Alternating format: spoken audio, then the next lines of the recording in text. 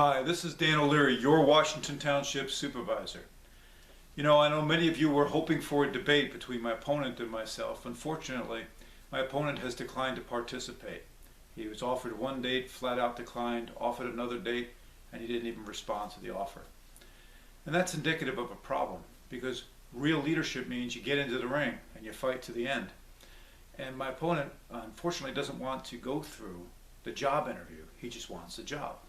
That should concern you greatly. And it's because, politics is one thing. You can go on social media and post nice pictures of yourself, and you can hide behind nasty fake IDs, and you can be a keyboard warrior and have other people do the fighting for you as well.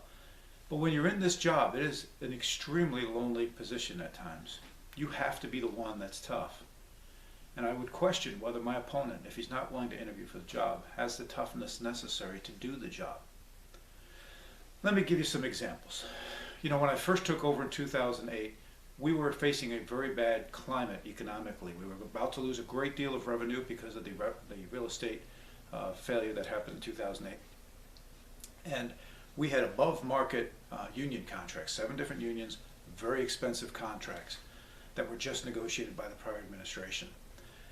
I had the difficult task of reopening those contracts and convincing the unions that they had to work with us in order to bring their benefits in line with the private sector so that we could continue to operate.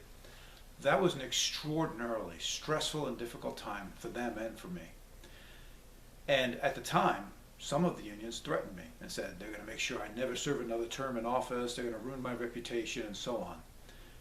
Over time, they became aware of what I was really trying to do, which is in the best interest of both the residents and them in the long term, and that's to have a healthy, properly run community.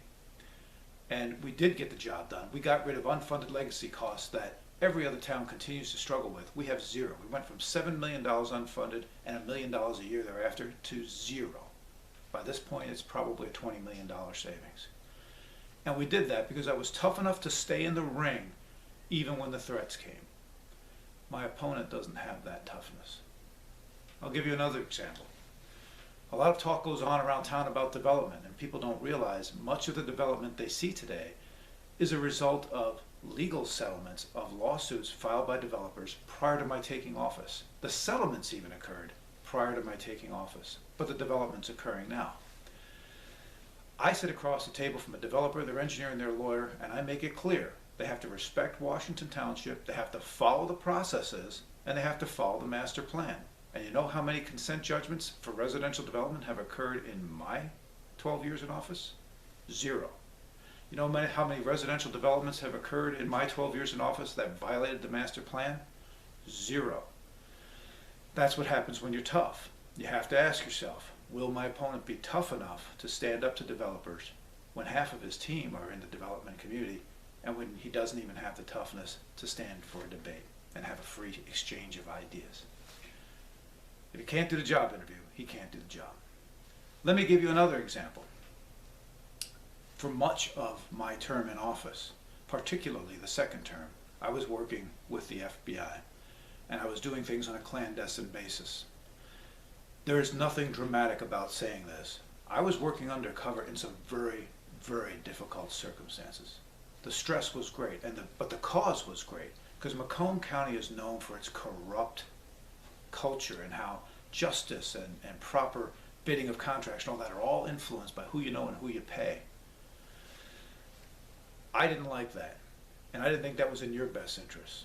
And I did what I had to do with great risk to myself and my family from a safety standpoint, as well as huge risk to my reputation. And I worked undercover, and as a result, we are seeing a massive change in culture rip through Macomb County, as about 24 people have been arrested so far and more to come.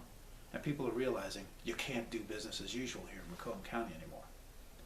I had the toughness to bear with that physical and reputation risk, and let me be clear, they went after my reputation. They still are.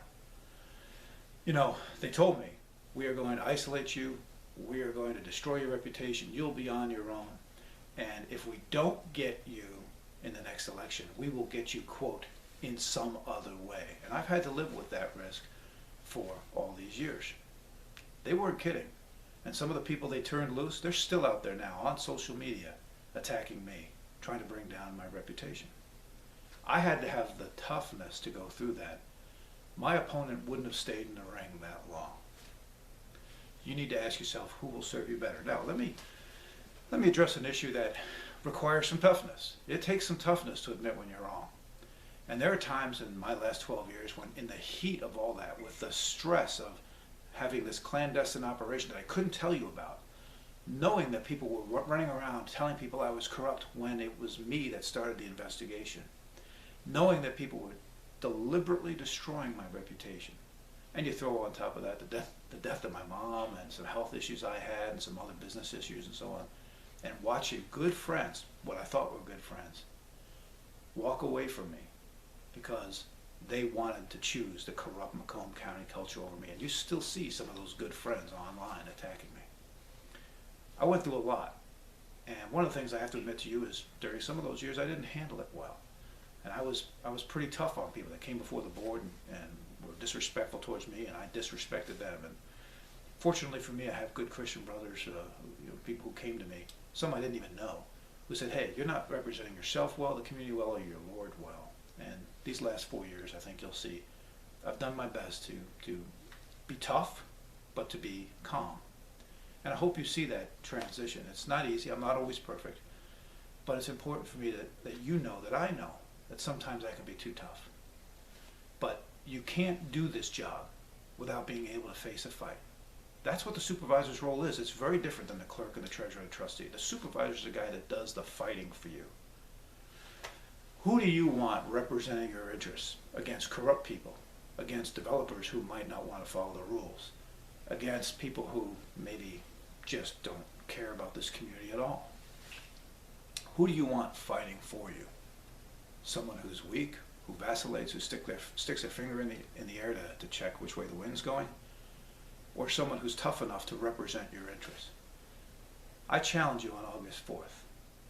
Put your trust in someone who's earned your respect, someone who's earned your trust by the results of this community, with the 6th lowest millage rate in the county, 3 different millages operating below voter-approved maximums, the 8th lowest operating costs in the county, the highest property values in the county, decreasing crime, not just decreasing crime rates, but actual decreasing raw crime numbers, improved infrastructure, huge safety improvements with the liaison at the school and the doubling of the police officers and increasing fire department and so on. Put your trust in someone who's earned it, who was tough enough to earn it. I'm asking for your vote on August 4th.